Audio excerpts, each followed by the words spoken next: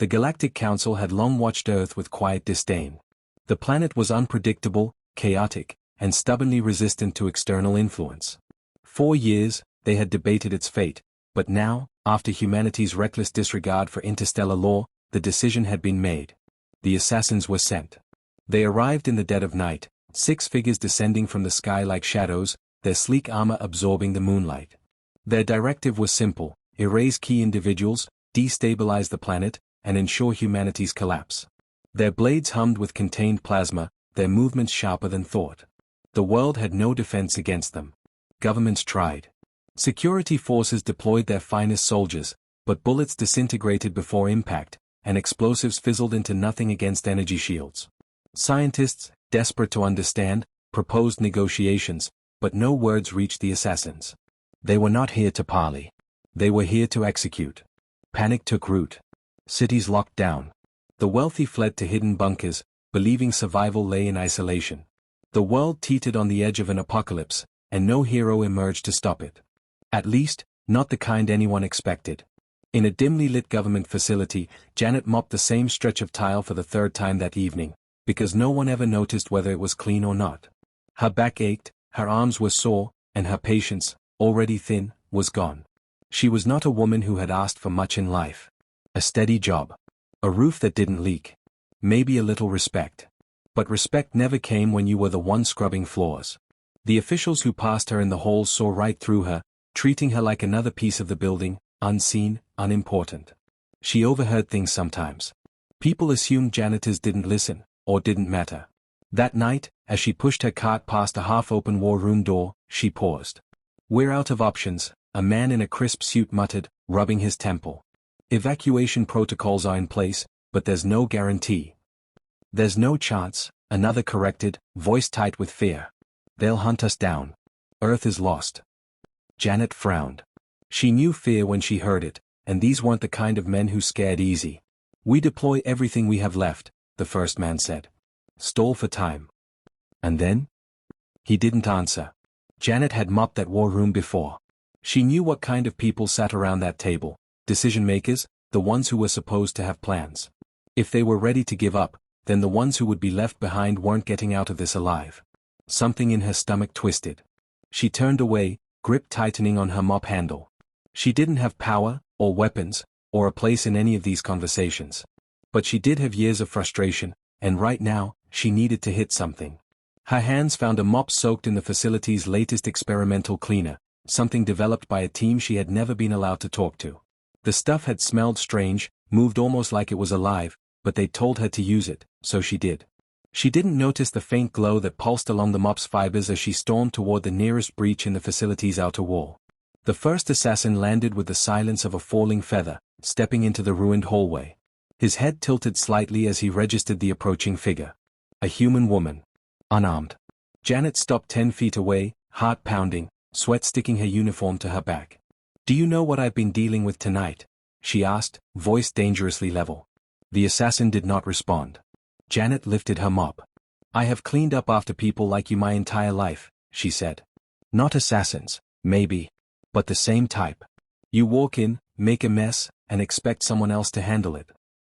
The assassin took a step forward. Janet swung. The mop connected with his shoulder, and something happened that should not have been possible. A shockwave of energy rippled outward, sending the assassin skidding back, his armor hissing where the mop had struck. He landed in a crouch, recalibrating, head snapping toward her with something disturbingly close to recognition. Janet stared down at the mop in her hands. The assassin lunged. She moved on instinct, twisting to the side, bringing the mop up in a sharp, practiced arc.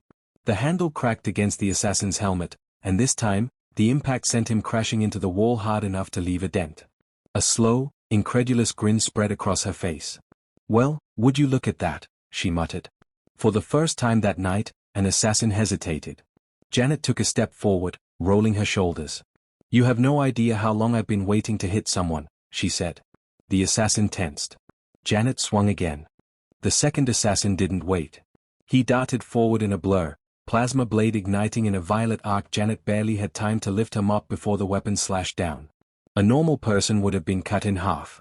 But Janet wasn't normal. Not anymore. The mop moved as if it had a mind of its own, intercepting the blade mid-swing. The moment they connected, energy crackled through the air, the impact sending a concussive force outward. The assassin staggered, armor sparking where the mop had struck. Janet didn't question it. She struck again, this time sweeping low, knocking the assassin's legs from under him. He hit the ground hard, but before she could land another blow, two more assassins descended from above, their figures sleek and motionless in the artificial light. One flicked his wrist, and a pulse of blue light shot toward her. Janet spun, the mop following her motion, and the energy bolt curved unnaturally, reversing course. It slammed into the assassin's chest, sending him flying backward. The remaining assassin didn't hesitate. He rushed her with inhuman speed, hands reaching for her throat. Janet ducked, rolling under his grasp. Years of dodging careless executives in two narrow hallways had trained her well. She popped up behind him and drove the mop's handle into his back with all the force she could muster. The nanite-infused fibers pulsed on impact, and the assassin convulsed, his armor locking up. Janet yanked the mop free and exhaled. The first assassin groaned and pushed himself upright, his helmet dented where she'd struck him. He reached for a device on his wrist, and instinct screamed at Janet to stop him. She didn't think. She moved. With a single powerful lunge, she swung the mop in a brutal downward arc. The assassin barely had time to register the attack before the mop struck his head. His body seized, then collapsed, unconscious. Janet straightened, breathing heavily. Silence. Then a voice crackled through a speaker above. "What the hell is happening down there?" She turned toward the security camera mounted near the ceiling. Someone in the facility's control room had been watching. "Janet?" The voice was incredulous. She scowled. "Do you know how long I've been on shift?" she snapped. There was a pause. Then, no? 16 hours. She planted the mop against the ground. 16 hours, and no one told me aliens were invading. The speaker crackled again. We didn't think you'd be involved." "Well, I am now." A new voice, sharper and more urgent, cut in. "Janet, listen to me. The assassins don't work alone. If you've taken some of them down, the others will regroup. We need to." A deafening crash shook the building. The lights flickered. Somewhere above, alarms blared. Janet sighed. "Let me guess. They're sending more." Of course, they were. She adjusted her grip on the mop. Her muscles ached, and she was already sick of this nonsense. But something inside her, something deep and stubborn, refused to let her walk away. Because for once, the people making the mess weren't getting away with it. A sharp hiss cut through the air. A section of the ceiling collapsed, and 3 more assassins dropped through the opening, their weapons gleaming in the flickering light. Janet rolled her neck. "All right," she muttered. Round 2. The first assassin lunged. She met him mid-air, swinging the mop in a tight arc. The moment it struck, a shockwave sent him flying. He crashed into the far wall and slumped to the floor, unmoving. The second assassin moved more cautiously. He circled her, analyzing. His blade flickered, shifting between different energy signatures, calibrating for her weapon. Janet let him try. Then she darted forward and jabbed the mop straight into his chest. The impact sent him sprawling, his armor locking up as whatever strange energy fueled the mop pulsed through him. The third assassin hesitated. Janet grinned. "Didn't think you'd be fighting a janitor tonight, did you?" The assassin's gaze flicked between his fallen comrades. Then, in a blur, he turned and sprinted for the nearest exit. "Oh, no, you don't." Janet threw the mop. It spun through the air, striking the assassin square in the back. He went rigid, then dropped like a stone. For a moment, all was still. Then a new sound rose, distant but growing louder, the unmistakable roar of approaching engines. Janet's stomach sank. The voice from the speaker said, "We've got a problem." No kidding. She retrieved the mop and wiped a hand across her forehead. She was sweating now, her limbs shaking from exertion. But she wasn't done yet. Outside, the night sky glowed with the light of descending ships. Dozens of them. The assassins had failed. And now, the Galactic Council was sending something worse. Janet squared her shoulders. They had no idea what they were walking into. The ships descended in a slow, deliberate formation, their dark hulls gleaming against the burning skyline. These weren't assassins. They were something worse. Heavier. Built for war. Janet stood amid the ruins of the facility, mop resting against her shoulder, watching the invasion unfold with narrowed eyes. She was sweating, exhausted, and well past the point of caring about the absurdity of the situation. She had fought 6 assassins with a mop and won. If they thought she was going to roll over now, they were in for a nasty surprise. The ground trembled as the first ship touched down. A ramp extended, steam venting from its joints. Soldiers poured out, tall, armored figures carrying weapons that pulsed with contained energy. They moved with precision, scanning the battlefield. Their helmets turned toward Janet. For a moment, no one moved. Then a voice echoed from the ship's external speakers, smooth and controlled. "You are an anomaly." Janet sighed. "You have no idea." A pause. "You have disrupted a sanctioned extermination. Surrender now." Janet glanced at the mop in her hands. The nanites within it pulsed again, responding to her grip. She could feel it now, something deeper than just enhanced cleaning chemicals. A hum beneath her skin. A current that connected her to the weapon in ways she didn't quite understand. She looked back at the soldiers. No. Silence. Then, without warning, the first soldier fired. Janet twisted, the mop swinging up instinctively. The blast ricocheted off the fibers, reversing course and slamming into another soldier. He crumpled with a sharp grunt. The others hesitated, recalculating. Janet didn't. She launched forward, sweeping the mop in a wide arc. The first soldier took the hit full force, his armor locking as the nanites disrupted its systems. Another tried to flank her. She spun, bringing the mop up in a brutal jab that sent him sprawling. She was moving faster now, the exhaustion fading beneath the sheer momentum of the fight. Her mop danced through the air, absorbing attacks, redirecting energy, sending enemies crashing into walls and each other. They had expected an easy extermination. Instead, they got Janet. The battle stretched through the facility, bodies piling up in her wake. Soldiers who had once wiped out entire civilizations now fell to a woman who had spent 20 years scrubbing floors. Somewhere in the chaos, voices crackled over unseen communication channels. Panic. Confusion. The realization that the unstoppable force had met an immovable object, and that object was holding a cleaning tool. A ship tried to lift off. Janet didn't let it. She hurled the mop with every ounce of strength she had left.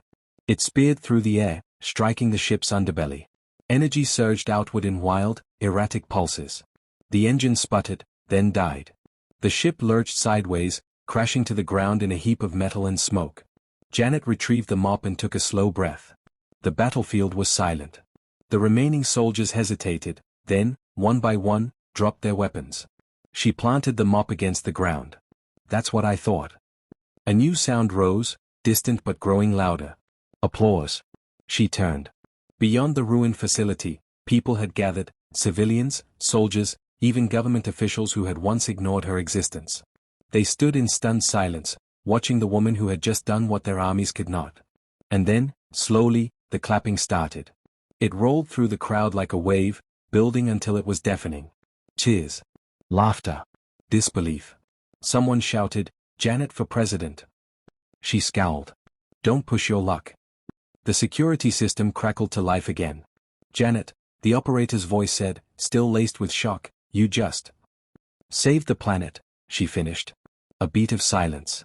Then, "Yeah." She rolled her shoulders, exhaustion finally creeping back into her limbs. "Great. I'm taking tomorrow off."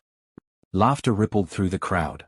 But somewhere beyond the atmosphere, past the remnants of the broken fleet, something else stirred. The Galactic Council had made a mistake. They had underestimated humanity. Worse, they had underestimated one very angry woman with a mop. And they would not make that mistake again. High above Earth, in the cold expanse of space, the Galactic Council's flagship loomed in silence. It had been watching. Calculating. And now, it was re-evaluating everything it thought it knew about humanity. A lone janitor had dismantled their elite assassins. Had crippled their invasion force. Had humiliated them in front of the entire interstellar community. This was unacceptable. Inside the war chamber, the council convened in a half-circle of towering figures draped in ceremonial robes, their faces hidden behind ornate masks. The air pulsed with controlled fury. "She is an anomaly," one intoned, their voice like grinding metal.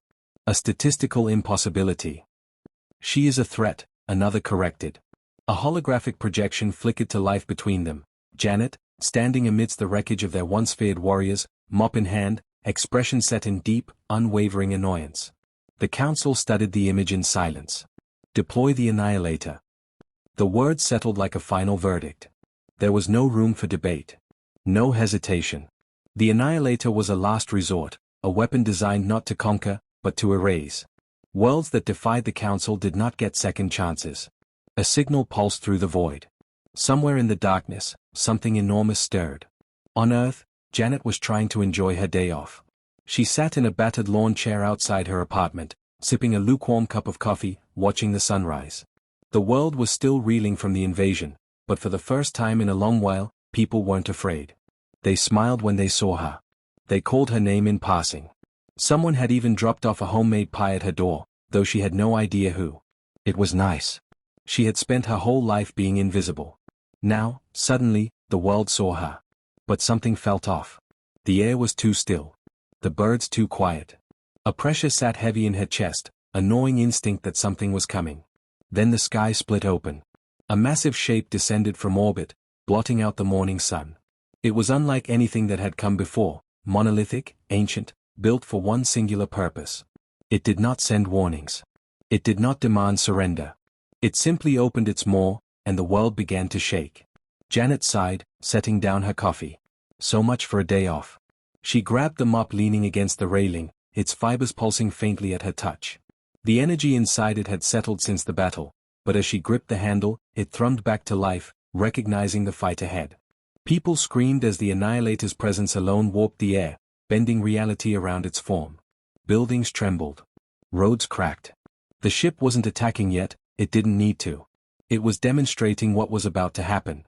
Janet narrowed her eyes. Oh, hell no. She pushed off the ground, and before she could question it, the mop lifted her into the air. The world fell away beneath her as she shot toward the sky, wind roaring in her ears.